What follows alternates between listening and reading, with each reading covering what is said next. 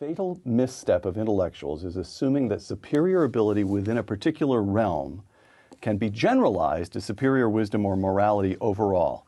Chess grandmasters, musical prodigies, and others who are as remarkable within their respective specialties as intellectuals within theirs seldom make that mistake. Why would it? Well, let's take an example. Noam Chomsky, whom you write about in Intellectuals in Society, whose work in linguistics, in the first place, I can't understand it, but as best I can tell, everyone who understands his technical work within the field, within his discipline of linguistics, considers him one of the great figures of the 20th century. And his work in politics?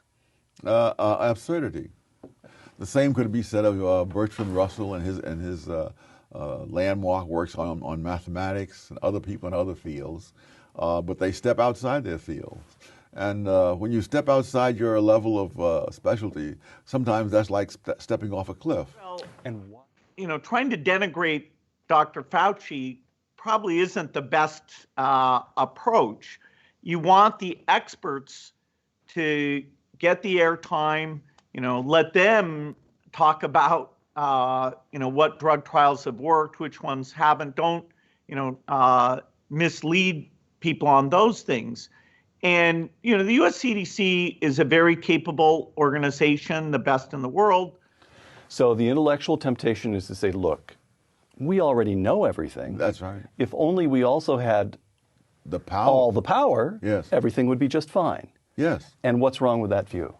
Why isn't that a sensible view? One, they don't know everything. They don't know 1/10 of everything. In fact, I argue that they probably don't know 1% of the consequential knowledge in a society. Consequential knowledge is a concept that runs through this book. Explain that concept. Knowledge whose presence or absence has consequences, serious consequences. I mean, I was once in a plane that was coming down for a landing in the Ithaca airport, and suddenly the pilot gunned the motor and went up again because someone in the control tower had reminded him that he hadn't lowered his landing gear. So that was consequential knowledge, right? Yes, yes. I was just delighted that person had his eyes open and his mind on his work. You get the message about masks to be a, kind of bipartisan, let's protect other people type message. And then you engage in the complex discussion about which things it's beneficial to reopen, like, perhaps kids under 15, whereas Intellectuals in Society, quote, at the heart of the social vision prevalent among contemporary intellectuals is the belief that there are problems and solutions, close quote. Explain that. Well, the people with the vision of the anointed, as I call it, believe there are solutions and that intellectuals have the inside track in providing those solutions. Those with the opposite vision understand there are no solutions. There are trade-offs. And, you can make this a little bit better by making something a little bit worse, or you can make it a little bit better by making something a lot worse. And right. You mentioned masks. Should masks be nationally mandated, Bill? Well, the downside to wearing a mask is so low that, I can't understand why, it's even a controversy at all. The mask is cheap, it's easy to wear, it has no negative effects. If you're going outside your house, you put on a mask because you'll end up getting close to people. And we know this is not a coughing disease. Just talking can expel the virus. You know what's best for your health. Therefore, we must make the decision in a bureaucracy in Washington. That's right. Well, if you've been told all your life, and many of these people have, from an early age, they were in the class for bright, gifted children. They were the ones who got into the good high schools. They were the ones who were accepted in colleges that accept less than 10% of the applicants. They've heard this all through their lives.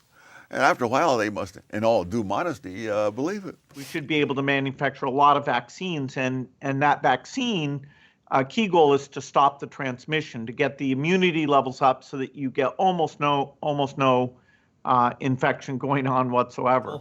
But finally, we see none other than Mr. Gates admitting what we were saying since 2020 and got censored for. And there's no way to censor this because it's the words of Mr. Gates himself, and the comedian Jimmy Dore is simply commenting on what he says. But here we go. And then at that point, we didn't really understand the fatality rate. We didn't understand that it's a fairly low fatality rate and that it's a disease mainly of the elderly, kind of like flu is, although a bit different than. Track record. I remember years ago encountering a fellow who had been a teaching fellow at Harvard when I was an undergraduate. And I said to him, I've been noticing that whenever there's a great disaster, there always seems to be a Harvard man in the middle of it. He said, have you noticed that too?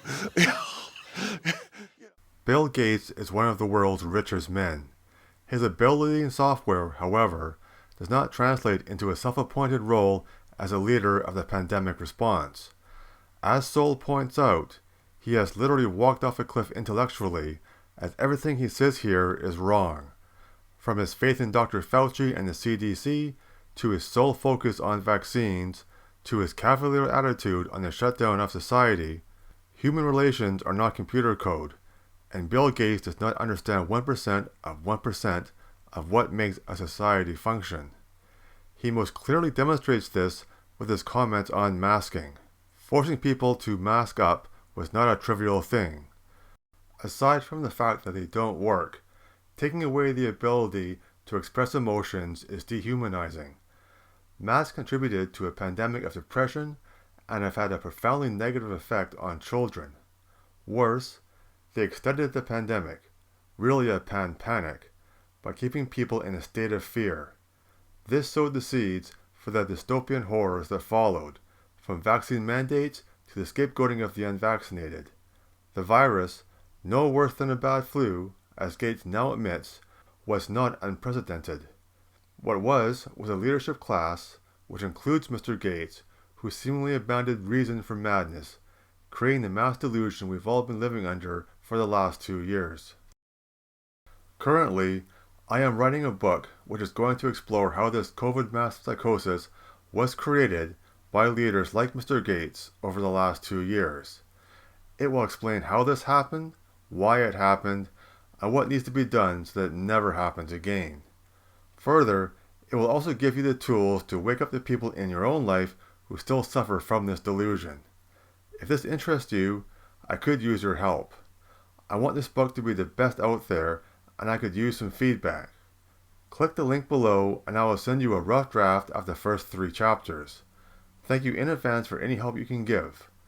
Each in our own way, we must educate ourselves and do all we can to ensure that the dystopia we've experienced over the last 2 years is never repeated again.